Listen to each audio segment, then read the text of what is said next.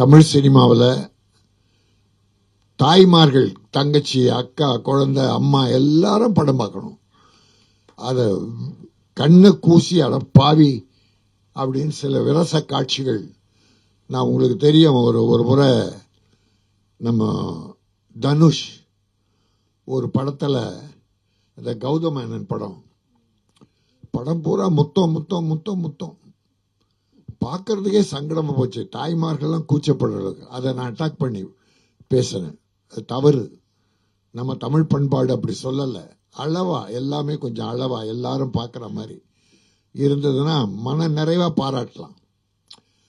ஆக அந்த அளவுக்கு இந்த ஒரு சாங் இருந்தா கூட நிறைவா பண்ணியிருக்காரு. கேமராமேன் பிரமாதமா பண்ணியிருக்காரு. நல்லா கேட்கறதுக்கு நல்லா இருந்தது. இது மக்களை சென்று சேரும். அதற்கு உங்கள் உறுதுணை தான் வேண்டும். எவ்வளோ சின்ன படங்களை ப்ரமோட் பண்ணியிருக்கீங்க. பெரிய படங்களை கூட கொஞ்சம் குறைச்சி பண்ணுவீங்க. ஆனால் சின்ன படங்களை நிறைவாக பண்ணணும். அதான் தர்மம். சின்னவங்களை தூக்கி விடுங்க. நாளைக்கு அவன் நம்ம பார்க்க போகிறதில்ல. தூக்கி நீங்கள் 2-3 ஹீரோ வந்திருக்காங்க, புது புது ஹீரோக்கள்.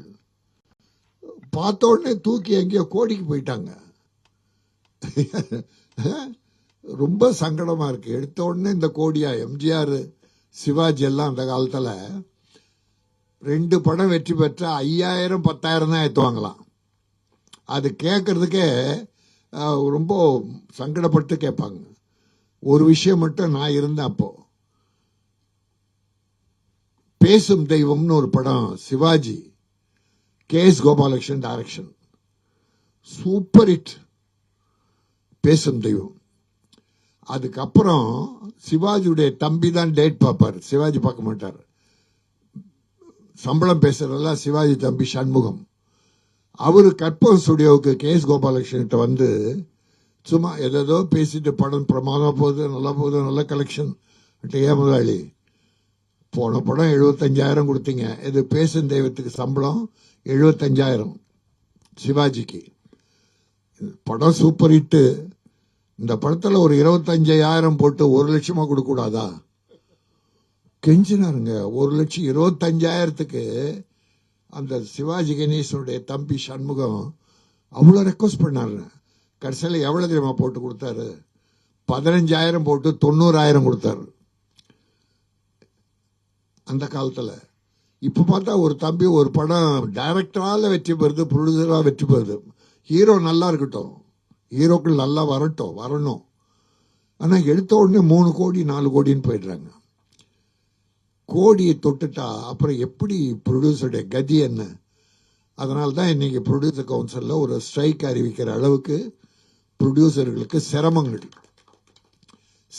இருக்கு. ஸ்ட்ரைக் அறிவிச்சு அதை அவங்க என்ன பண்ண போறாங்க, எதிர்பக்கம் என்ன பண்ண போறாங்களோ, அப்புறம் அது வர அதை சமாளிக்கிறோம். ஆனால் ஒத்து போகணும் 2 பேரும். ப்ரொடியூசருடைய கஷ்டங்களை உணர்ந்து நடிகர்களும் டெக்னீஷியன்களும் டைரக்டர்களும் ஒத்து போகணும். ப்ரொடியூசர் நல்லா இருக்கணும்.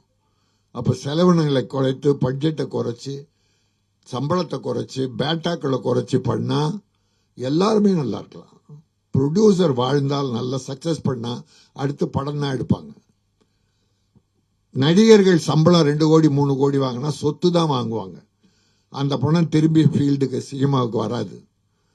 ஆனால் ப்ரொடியூசர் ஜெயிச்சா அதை வர்ற பணம் அடுத்து படம் தான் எடுப்பாங்க. அதனால தான் ப்ரொடியூசர் நல்லா இருக்கணும். அதனால ஆயிரக்கணக்கான தொழிலாளர் குடும்பங்கள் பிழைக்குது.